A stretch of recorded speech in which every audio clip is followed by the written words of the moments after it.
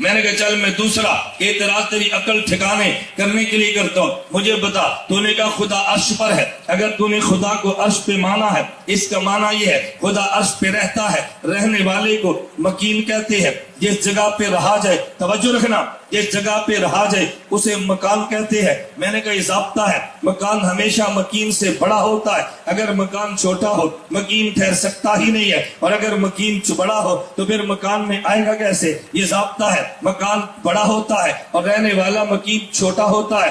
اگر کمرہ چھوٹا ہو آپ بڑے ہو تو کمرے میں رہیں گے کیسے؟ کمرہ بڑا ہوگا آپ چھوٹے ہوں گے تبھی تو کمرے میں رہیں گے۔ تو نے کہا خدا عرش پر ہے، تو نے خدا کو مکین مانا، عرش کو مکان مانا، مکان مکین سے بڑا ہوتا ہے، اس کا معنی عرش خدا سے بڑا ہے، تو اللہ اکبر کا مطلب کیا ہوگا؟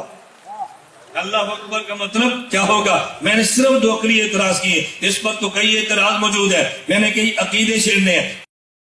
ٹھیک، تو دوسرا سوال بھی آپ نے سن لیا مکان کے تعلق سے، کہ مکان وہ کہہ رہے ہیں کہ اللہ عرش پر ہے اور مکان بڑا ہونا ضروری ہے، مکین سے مکان بڑا ہونا ضروری ہے، ہاں انہوں نے کہا۔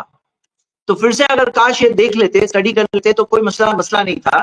اللہ تعالیٰ نے کیا فرمایا؟ الرحمن علی العرش استوی، اللہ عرش پر مستوی ہے۔ تو عرش کے اللہ کہاں ہے؟ اللہ عرش کے اوپر ہے۔ اب اگر کوئی یہ کہے کہ عرش جیسے کہ کمرہ ہوتا ہے نا، کمرہ، عرش کمرے کی طرح ہے، اگر کوئی یہ بولتا کہ عرش کمرے کی طرح ہے، اللہ کمرے کے اندر ہے، اگر ایسی بات ہوتی تو شاید سوال ویلڈ ہوتا تھا کہ ہاں کمرے کے اندر ہے اللہ تعالیٰ تو کمرہ بڑا ہو گیا۔ لیکن یہاں پہ جو جہت بتائی گئی ہے، ڈائریکشن بتایا گیا، نبی صلی اللہ علیہ وسلم نے بھی بتایا، اشارہ کیا، اور جو سارے دلائل ہے، تو اللہ تعالیٰ عرش کے اوپر ہے، باقی ہمیں اس کے آگے کا کچھ نہیں پتا۔ جیسے اللہ تعالیٰ تمام چیزوں پر غالب ہے، اللہ سب سے بڑا ہے، الاکبر ہے، اس میں کوئی شک نہیں، اس میں کوئی شک نہیں۔ تو انہوں نے اگر یہ سوچا تھا کہ عرش احاطہ کیا ہوا ہے اللہ تعالیٰ کو تو کوئی سوال ہوتا، لیکن عرش کے بارے میں ایسا معاملہ ہے ہی نہیں کہ عرش احاطہ کیا ہوا ہے اللہ تعالیٰ کو، گھیرا ہوا ہے، انکمپس کیا ہوا ہے، ایسا تو کچھ ہے ہی نہیں۔ شیخ سرفراز صاحب اس بارے میں کچھ آپ ایڈ کرنا چاہتے ہیں؟ شیخ سرفراز کفایت اور شیخ شاہباز۔ میں پھر سے وہی بات کہوں گا، وہ الزامی جواب کی آپ کہہ رہے ہیں کہ اگر اللہ تعالیٰ کو عرش کے اوپر مان لیں تو سوال یہ پیدا ہوتا ہے عرش بڑا ہے کہ اللہ بڑا ہے، تو اگر آپ کہہ دیں گے کہ اللہ بڑا ہے تو پھر یہ سوال پیدا ہوگا کہ پھر اللہ تعالیٰ عرش کیسے چھوٹا ہو گیا؟ بھائی ہم یہ پوچھتے ہیں کہ آپ بتائیں، اللہ تعالیٰ ہر جگہ ہے آپ کہتے ہیں، تو آپ بتائیے کہ جگہ بڑی ہے کہ اللہ بڑا ہے؟ اور جو جواب دیں گے وہی جواب ہماری طرف سے۔ ہم نے تو جواب دے دیا پہلے ہی کہ اللہ تعالیٰ عرش کے اوپر ہے، آپ کہتے ہیں اللہ تعالیٰ ہر جگہ ہے، تو آپ بتائیے جگہ بڑی ہے کہ عرش بڑا ہے؟ اگر جگہ بڑی ہے کہ اللہ بڑا ہے، اگر آپ کہتے ہیں جگہ بڑی ہے تو اس نے آپ نے اللہ رب العالمین کو جگہ سے چھوٹا مان لیا، اور اگر آپ کہتے ہیں اللہ تعالیٰ بڑا ہے تو اس کا مطلب اللہ رب العالمین ہر جگہ نہیں ہے، پھر جگہ کے علاوہ بھی کوئی جگہ ہے جہاں پر اللہ ہے۔ تو جو سوال آپ ہم سے کر رہے ہیں، کبھی اسی سوال کو اپنے عقیدے پہ وارد کر کے دیکھیں کہ اس سے آپ کا عقیدہ بھی باطل ثابت ہو جائے گا، کیونکہ جگہ بھی اگر آپ نہ جگہ کے بارے میں کہہ سکتے ہیں کہ جگہ اللہ سے بڑی ہے، نہ یہ بھی کہہ سکتے ہیں جگہ اللہ تعالیٰ سے چھوٹی ہے، کیونکہ دونوں صورتوں میں تو بات یہی پیدا ہو جائے گی کہ اگر جگہ اللہ تعالیٰ سے بڑی ہے تو اللہ سے بڑا آپ نے کسی کو مان لیا، اور اگر جگہ اللہ تعالیٰ سے چھوٹی ہے تو اس کا مطلب آپ یہ مان رہے ہیں کہ اللہ رب العالمین ہر جگہ تو نہیں ہے، پھر انہی جگہ کے علاوہ بھی کوئی جگہ ہے، کوئی چیز ہے جس میں اللہ ہے۔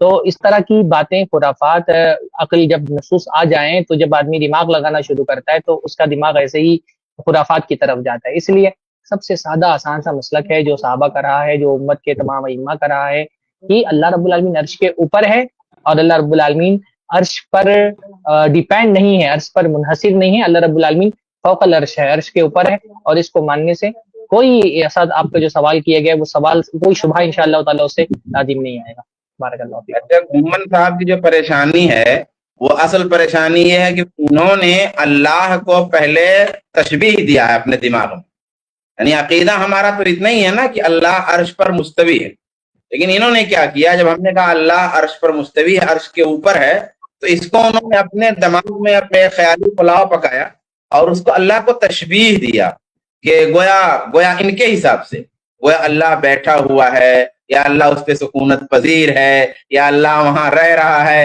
یا ہو سکتا ہے انہوں نے اپنے لیٹنے بیٹھنے کا انداز بھی سیٹ کر لیا ہو دماغ میں یہ سارے خیالات بےہودہ خیالات ان کے دماغ میں چلے ہیں، اور پھر اس کے بعد انہوں نے سوال قائم کیا بھئی ہمارا عقیدہ کیا ہے؟ اللہ عرش کے اوپر ہے، عرش پر مستوی ہے۔